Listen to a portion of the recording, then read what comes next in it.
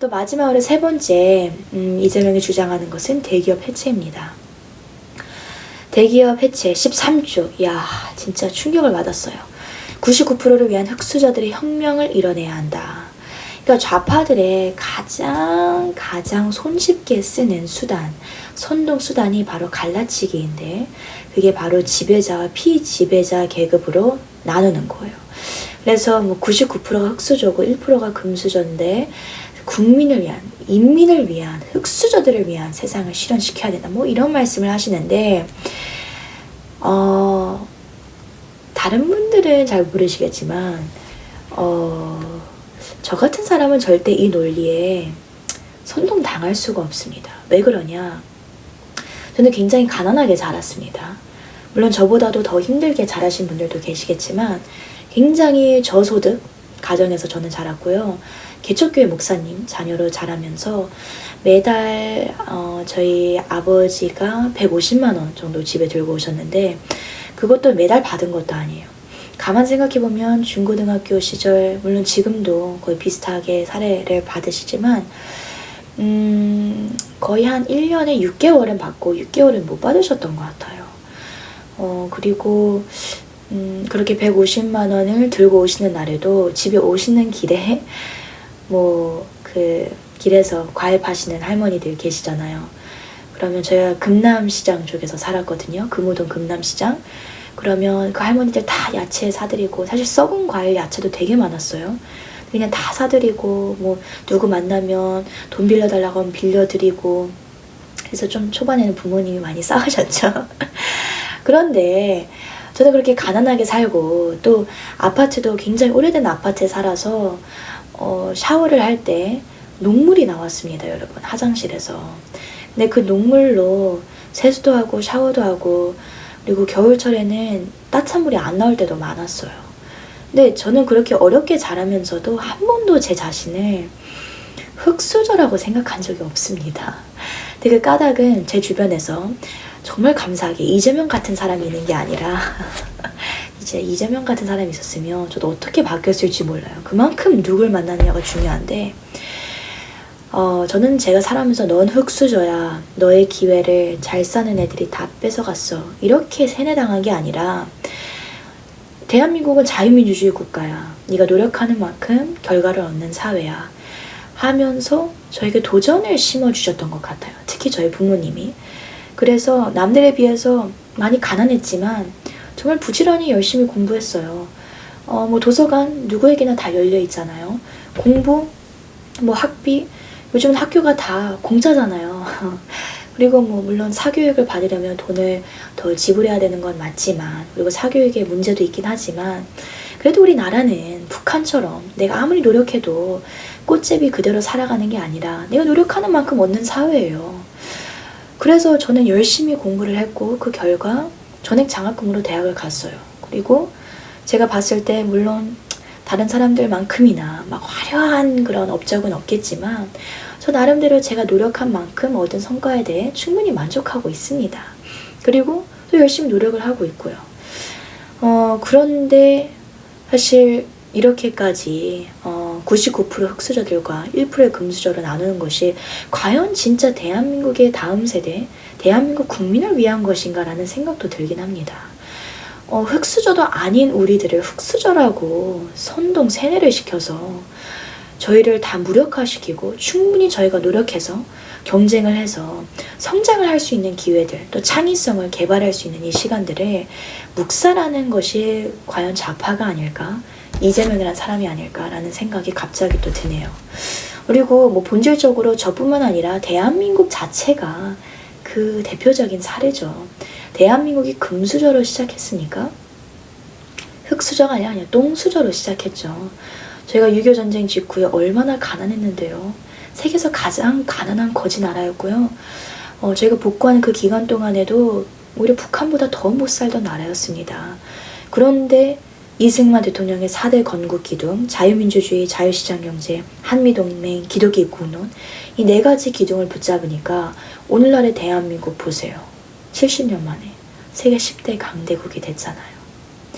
그러니까 대한민국 자체가 증명하고 있는데, 이재명이라는 사람이 속된 말로 무엇을 도대체 그렇게 아신다고 이렇게 갈라치기를 선동을 하시는지 진짜 이런 갈라치기는 뿌리채 뽑아야 합니다. 그리고 더 이상 우리의 젊은이들, 진짜 젊은이들을 위한 게 뭐냐, 이런 게 아니라니까요. 경쟁이라는 것은 나쁜 게 아니에요. 부정적인 게 아니에요. 경쟁을 할 때 내가 성장을 할 수 있는 거고, 경쟁을 할 때 창의성이 나오는 거고, 다만 이제 미자립 청년들이나 미자립 청소년들, 정신적으로 많이 위축이 돼 있고 어려움, 질병들이 있는 사람들을 위해서는 정부가 나서서 복지를 해야 되고 충분히 도와주고 일어설 수 있는 시스템은 만들어야 되지만, 전체적인 대한민국에게 필요한 정신은 대한민국의 이승만 건국 대통령의 정신이라고 저는 생각합니다. 이런 사람들이 나서서 대한민국을 파괴하고 있는데, 정말 이승만의 이 4대 건국 기둥을 우리가 널리 알려야 할 필요가 있습니다. 그리고 뭐 이제 뭐 재벌을 해체시키겠다, 재벌 체제 전체를 해체시키겠다, 85쪽에 그렇게 87쪽에 등등등 계속 나오는데요. 재벌 해체되는 순간 저희 나라는 망합니다. 이 대기업들이 남아 있을까요? 절대 안 나와 있습니다. 다 해외로 가고, 그 대표적인 예시가 이케아인 거 아시나요? 이케아가 원래 스웨덴 거였는데 지금은 네덜란드로 본사가 옮겨졌습니다. 그러니까 그런 유능한 기업들이 빠져나가게 된다. 그리고 뭐 사실 대기업에 대한 것을 마무리하자면 그런 것도 좀 우리가 생각해 볼 필요는 있는 것 같아요. 대기업이 왜 대기업까지 됐는지 아십니까? 그만큼 노력하고 리스크를 감수했기 때문에 오늘날의 대기업이 된 거예요. 물론 대기업들 중에서도 정말 부정부패하고 부도덕, 비윤리적으로 경영을 하는 사람들도 있지만 또 훨씬 그렇지 않는 사람들도 많습니다. 근데 그 모든 것을 마치 재벌들, 대기업들은 사회에 온갖 악을 끼치는 집단이다라고 매도하는 것은 뭐 좌파들이 저희가 막 다 종북 세력이다 막 이렇게 말할 때 왜 우리한테 그러냐, 소수의 종북 세력 왜 좌파 전체를 이렇게 매장하냐, 이렇게 말씀들을 하시면서 또 본인들이 다른 이런 집단들을 공격할 때는 그런 논리를 쓰고 계시지 않나요? 근데 어쨌든 대기업이 왜 대기업까지 됐느냐 생각을 했을 때 연필공장 예시가 가장 기억이 나는 것 같아요. 사실 연필공장을 세우기까지 그 연필공장의 사장은 어떤 과정을 겪으셨겠어요. 진짜 그 자본을 모으는 데까지 얼마나 많은 노력을 하셨고, 또 그 자본을 모으고 나서 공장을 세울 때 갑자기 뭐 천둥 번개가 쳐서 공장에 뭐 기계가 고장났다든지, 사실 그건 좀 이상한 예시네요. 뭐 홍수가 나서 공장 기계들이 다 망가졌으면 그 리스크를 전부 다 자기가 감수를 해야 되는데, 그럼 리스크를 감수하고 손해보고 또 이득도 보면서 막 하다가 드디어 연필 공장을 세웠고, 또 이 연필 공장이 운영이 되도록 이제 노동자들을 고용을 했어요. 이 노동자들은 와서 뭐만 하면 되냐, 뭐 아침에 출근하고 저녁 퇴근할 때까지 나무 자루를 그냥 연필깎이다 집어넣고 돌리면 돼요. 그러면 연필이 나와요. 그것만 하고 이제 퇴근이에요. 그런데 대기업 회장은 그 공장을 세우기까지의 손해와 그 리스크와 그 모든 걸 감수했는데도 공장을 계속 일궈나가고 사업을 진행하고 경영하는 중에도 죽는 그날까지 이분은 출근하고 퇴근하는 시간 외에도 집에 있을 때 무슨 생각만 할까요? 공장 생각하는 거예요. 내일은 또 이런 걸 준비해야 되고, 노동자들의 무엇을 이걸 해야 되고, 또 어떤 재료들을 가져야 되고, 옆에 있는 저 공장집이랑 저 연필 공장이랑 경쟁을 할 때 더 저렴한 가격과 더 좋은 향상, 더 좋은 질의 향상을 위해서는 이런 아이디어가 필요하고, 계속 고민을 하고 계속 생각을 하고, 이렇게 다른데 그 노동자가 하루는 기분이 나빠서 왜 저 사장은 사무실에 그냥 떡하니 앉아있고 우리는 맨날 쎄 빠지게 연필 돌리고 있는데 불평하면서 임금을 똑같이 줘라, 모두 다 똑같이 사회주의처럼 평등하게 나눠라, 이렇게 말하는 것은요, 초등학생에게 설명해줘도 아니라고 하지 않을까요? 마치 초등학생한테 야, 너 일주일 전부터 공부했는데 네 친구가 시험 1시간 전에 공부했는데 똑같은 성적 주면 괜찮을까? 라고 말했을 때 뭐라고 대답할까요? 이상하게 쳐다보겠죠. 무슨 이상한 말을 하나. 그것과 동일한 거예요. 자유시장 경제는요, 자본주의라는 것은 당연히 양극화는 생길 수밖에 없어요. 열흘 동안 공부한 학생과 시험 하루 전날 1시간 공부한 학생과 당연히 다른 결과가 나올 수밖에 없죠. 그런데 그것을 불평등이다, 불공정하다, 이렇게 불평하는 것은 오히려 노력하지 않는 측의 학생이 노력하지 않아도 쟤처럼 똑같은 이득을 보고 싶어. 이것밖에, 이걸로밖에 저는 생각이 안 드네요. 이걸로밖에 설명이 안 되는 것 같습니다.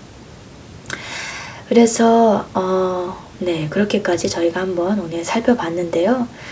이 영상을 조금 길긴 해서 앞으로 이렇게 3분 단으로 좀 나눠서 또 영상을 새로 뽑도록 하겠습니다. 미군 철수, 연방제 통일, 대기업 해체. 여러분이 뭐 출근 시간에, 퇴근 시간에 앞으로 올라가는 영상들을 그냥 들으시면서라도 우리가 앞으로는 이 세상을 바라볼 때 우리가 자유민주주의, 자유시장경제, 한미동맹, 기독교국농, 건국 4대 정신을 매날 외치긴 하지만 이것이 실제로 사회 속에 어떻게 적용이 되는지 우리가 세상을 바라볼 때 또 이런 사람들이 무슨 주장을 할 때에 이 건국 정신을 가지고 이것을 어떻게 분별을 해야 하나, 저와 같이 여러분의 해안을 또 여러분의 분별력을 키우는 앞으로의 1년의 또 과정과 시간들이 되기를 바랍니다. 오늘 영상을 마치면서요, 짧게 너무 유익한 영상을 최근에 접해서 이 영상 함께 시청하면서 오늘 방송은 마치도록 하겠습니다. 한번 저와 함께 시청해 보겠습니다.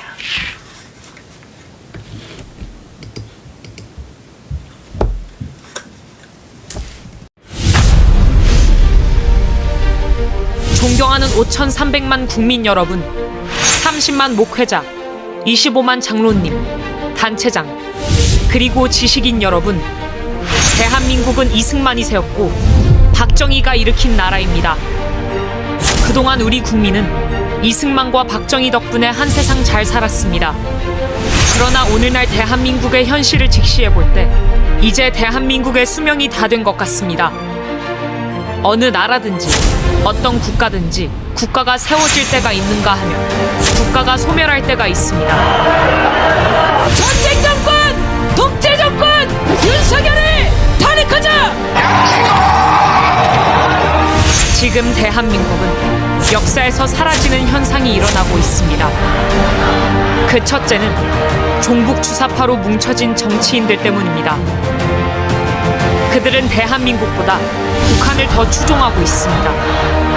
해방 후 남로당으로부터 시작된 대구 10월 폭동, 전라도 27 폭동, 제주도 4.3 폭동, 여순 반란 사건, 6.25 전쟁, 5.18 광주 사태, 김신조 121 사태, 전두환 아웅산 테러 사태를 통하여 나타난 현상은 대한민국을 해체하고 북한으로 가자고 하는 현상이었습니다. 존경하는 국민 여러분, 이제 우리는 김대중, 노무현, 문재인, 이재명이 추구하는 연방제를 통하여 나라를 북한으로 넘겨줄 것인가? 아니면 전 국민이 일어나 윤석열 대통령을 중심으로 주사파를 척결하고 자유통일을 이루어 G2 국가로 갈 것인가에 대한 역사적 결단을 해야 할 때가 왔습니다.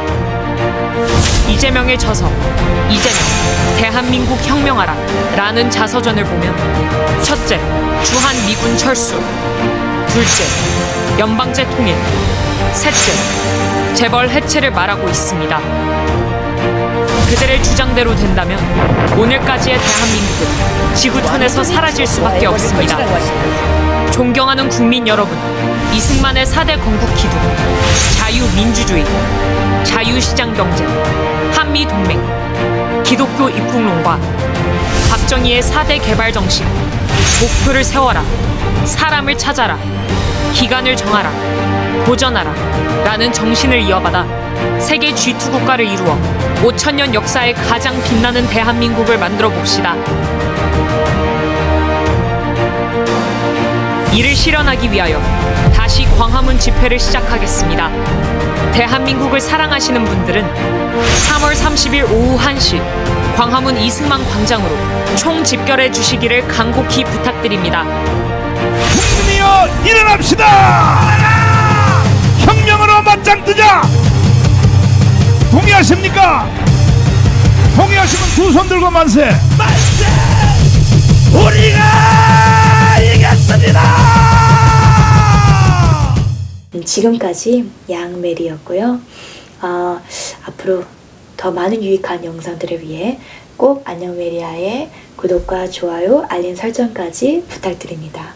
그럼 저는 다음 시간에 또 유익한 영상으로 여러분을 힘찬 열기와 또 에너지와 또 기운으로 여러분을 찾아뵙도록 하겠습니다.